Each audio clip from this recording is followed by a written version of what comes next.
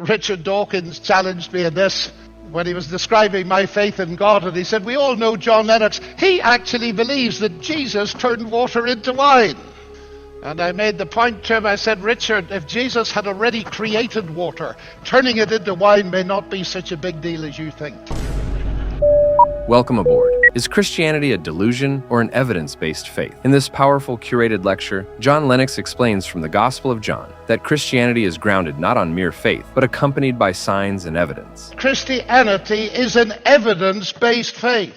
It is not a delusion. It is not a leap in the dark.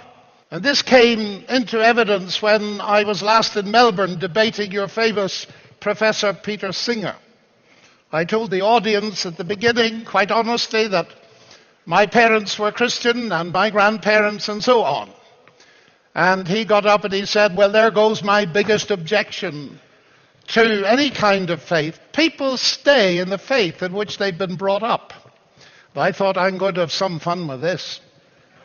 So when I got the chance to speak, I said, Peter, I told them about my parents. Would you like to tell them about yours? Were they atheists? Yes, he said. Oh, I said, that's very interesting. You stayed in the faith in which you were brought up. Oh, but he said, it isn't a faith. Oh, I said, I'm sorry, Peter. I thought you believed it. Now, that is fascinating, isn't it? This is one of the world's leading philosophers who does not see that his atheism is a belief system. They accuse us of having a belief system, of having a faith, and their idea of faith is believing where there's no evidence. So by definition, because they think their atheism is based on evidence, it's not a belief system. And that's one of the battles we're engaged in, to get across the fact that Christians are people whose trust in God is based on solid and convincing evidence. And John has this book of signs. Mind you, of course, there are people like A.C. Grayling, who, to my amazement, he's a philosopher in London, said, you know, Jesus expects us to believe without evidence. He quotes a couple of verses before the ones I read, where Jesus says to Thomas, because you have seen me, you have believed. Blessed are those who have not seen and yet have believed. So says Grayling. There it is. Jesus expects people to believe without evidence. Can he not read? Because what it says here is, blessed are those that have not seen and yet believed. Seeing is only one kind of evidence. Christ never said, blessed are those who have had no evidence and yet believed. It's those that haven't seen. None of us in this room have seen Jesus Christ as the apostles did. And yet we have many grounds for believing, including the entire book of signs, which is John's Gospel. If A.C. Grayling had bothered to read the next verse from the one he quoted, he wouldn't have made the mistake. But then I notice in our opponents, they're not very good at taking Scripture seriously. They constantly demand evidence, but when it's offered, they don't even take the trouble or have the courtesy to read it.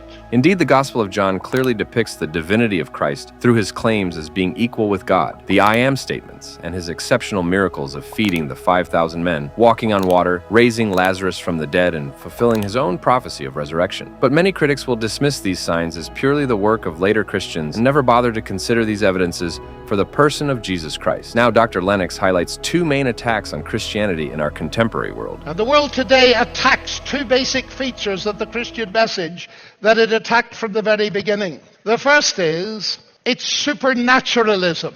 Jesus claims to be the Son of God. He claims there is another world. He claims to have come down from that world.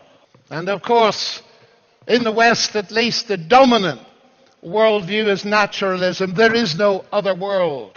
We ought to notice, though, that the very first attack on the Christian faith, according to the book of Acts, was through the Sadducees, who were religious leaders who didn't believe in the supernatural. It's nothing new. And the attack has continued right through the ages. The second major attack is the exclusive claims of Christianity. The early apostles preached that there is salvation in no one else. For there is no other name under heaven given among men whereby we must be saved. And it was not ignorance of other religions and philosophies that was behind their preaching of Christ as the only way of salvation. It was the exact opposite. They knew far more about other religions and mythologies than we do today. And so the Gospel of John is full of signs.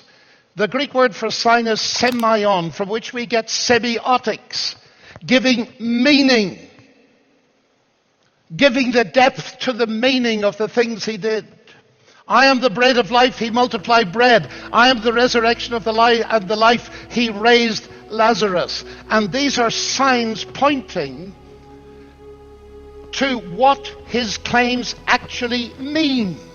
Although the modern world rejects the idea of a supernatural God, the statistics shows that majority of Americans believe in the existence of Satan and demon possession. That in itself shows the double standard mindset of people. Also, the exclusive nature of Christianity is not unique, since all worldview is exclusive in its claim about God, truth, and morality. Thanks for watching. God bless you.